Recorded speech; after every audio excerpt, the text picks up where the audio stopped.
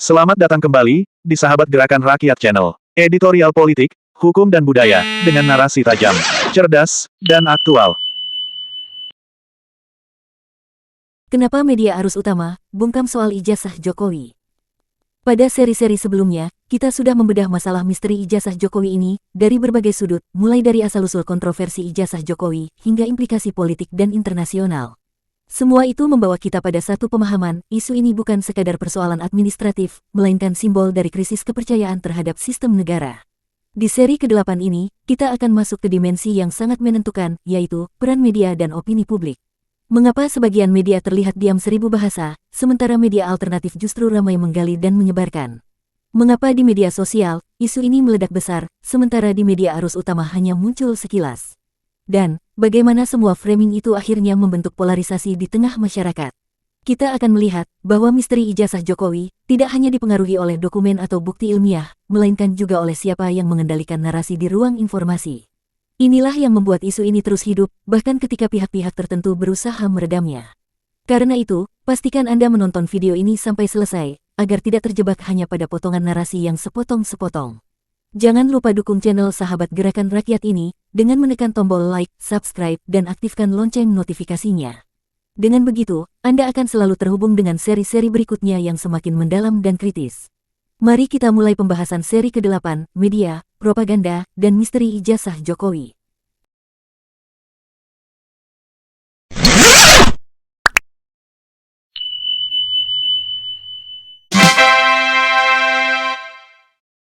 Media, propaganda, dan misteri ijazah Jokowi. Kenapa media arus utama bungkam soal ijazah Jokowi? Isu mengenai keaslian ijazah Presiden Joko Widodo telah berkembang menjadi salah satu polemik politik paling panjang dalam sejarah reformasi. Pertanyaan tentang benar atau tidaknya dokumen akademik seorang presiden bukan hanya menyangkut integritas personal, tetapi juga kredibilitas lembaga-lembaga negara yang terlibat dalam verifikasi pencalonan. Namun di balik hiruk-pikuk perdebatan publik, ada satu fenomena yang tidak kalah penting, yaitu sikap media arus utama yang cenderung bungkam, atau setidaknya sangat berhati-hati dalam memberitakan isu ini. Di satu sisi, media sosial, forum daring, dan kanal alternatif penuh dengan perdebatan panas, meme, investigasi amatir, bahkan rekayasa dokumen yang beredar liar. Di sisi lain, media besar yang selama ini dianggap sebagai pilar keempat demokrasi, justru nyaris tidak menyinggung masalah ini secara mendalam. Pemberitaan yang muncul umumnya sebatas klarifikasi singkat dari pihak universitas atau pejabat negara, tanpa ada upaya serius untuk menggali kebenaran lebih jauh. Mengapa terjadi kesenjangan ini? Pertama, ada faktor tekanan politik. Media arus utama di Indonesia, sebagian besar dimiliki oleh kelompok bisnis yang memiliki kedekatan langsung atau tidak langsung dengan kekuasaan. Dalam kondisi seperti ini, membongkar isu sensitif seperti keaslian ijazah seorang presiden, berpotensi menimbulkan risiko besar, baik secara ekonomi maupun politik. Ancaman pencabutan iklan, tekanan hukum, hingga potensi kehilangan akses ke narasumber utama, adalah risiko nyata yang dihadapi. Kedua, ada faktor hukum. Isu ijazah Jokowi tidak pernah diputuskan secara sahih oleh lembaga peradilan. Tidak ada putusan pengadilan yang menyatakan ijazah itu palsu atau asli. Akibatnya, bagi media, membuka polemik ini terlalu jauh bisa dianggap sebagai menyebarkan fitnah atau hoaks. Risiko pidana dan perdata di bawah Undang-Undang ITE, membuat redaksi mengambil sikap konservatif, lebih aman diam daripada menghadapi gugatan hukum. Ketiga, ada faktor stabilitas politik. Media besar seringkali merasa memiliki tanggung jawab untuk menjaga kestabilan negara. Mengangkat isu besar yang menyentuh legitimasi presiden, bisa dianggap berbahaya bagi ketertiban sosial. Dari perspektif pragmatis, memilih diam adalah cara menghindari turbulensi. Namun publik tidak tinggal diam. Justru di ruang digital, isu ini berkembang liar. Video YouTube, unggahan di TikTok, diskusi di Twitter, dan posting panjang di Facebook, menjadi ruang utama bagi spekulasi dan analisis. Dalam ruang tanpa redaksi, narasi bergerak tanpa filter, seringkali bercampur antara data, opini, dan fitnah. Disinilah kemudian muncul jurang besar antara informasi resmi dan percakapan publik. Fenomena ini menciptakan apa yang bisa disebut krisis kepercayaan. Rakyat tidak menemukan jawaban di media arus utama, sehingga mereka mencari alternatif. Semakin media diam, semakin besar ruang bagi teori konspirasi untuk berkembang.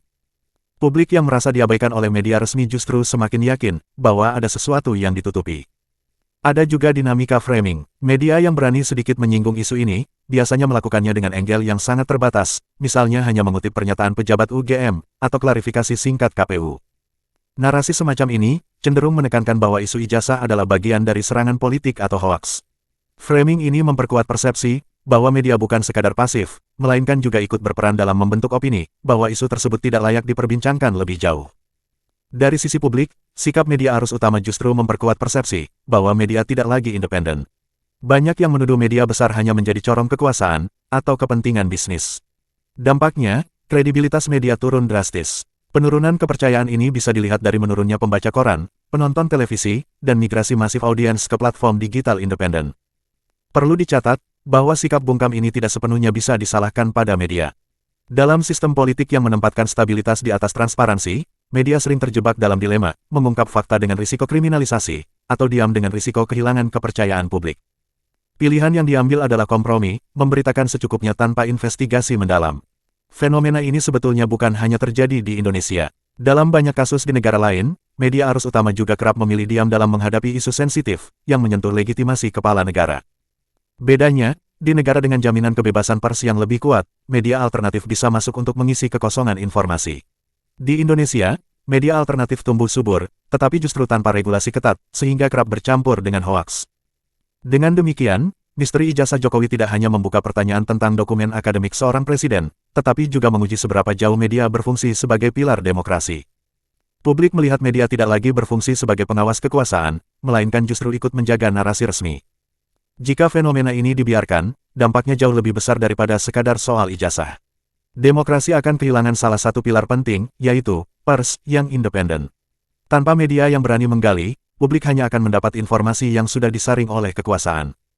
Sementara di sisi lain, media alternatif yang bebas justru rawan menjadi ruang penyebaran informasi palsu. Pada akhirnya, isu ini menunjukkan betapa rapuhnya ekosistem informasi kita. Misteri ijazah Jokowi memperlihatkan jurang besar antara kebutuhan rakyat akan transparansi dan keberanian media untuk mengungkap fakta. Selama jurang itu dibiarkan, publik akan terus terjebak dalam ketidakpastian, sementara media arus utama akan semakin ditinggalkan. Dari pembahasan seri ke-8 ini, kita bisa melihat bahwa misteri ijazah Jokowi bukan hanya soal dokumen pribadi, melainkan juga cermin bagaimana media berperan dalam menjaga atau justru membatasi arus informasi.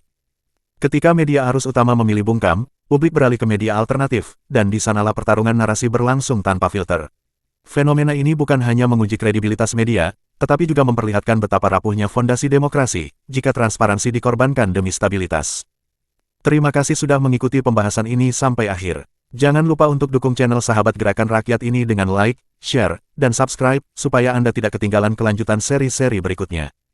Karena di seri ke-9 nanti, kita akan masuk ke ranah yang lebih sensitif. Bagaimana dunia kampus dan kalangan akademik merespons isu ijazah Jokowi? Apakah benar universitas bersikap pasif? Mengapa suara akademisi berbeda-beda? Dan apa dampaknya bagi kepercayaan terhadap dunia pendidikan tinggi Indonesia? Sampai jumpa di seri ke-9, tetap bersama kami, dan sekali lagi terima kasih telah menyimak sampai akhir.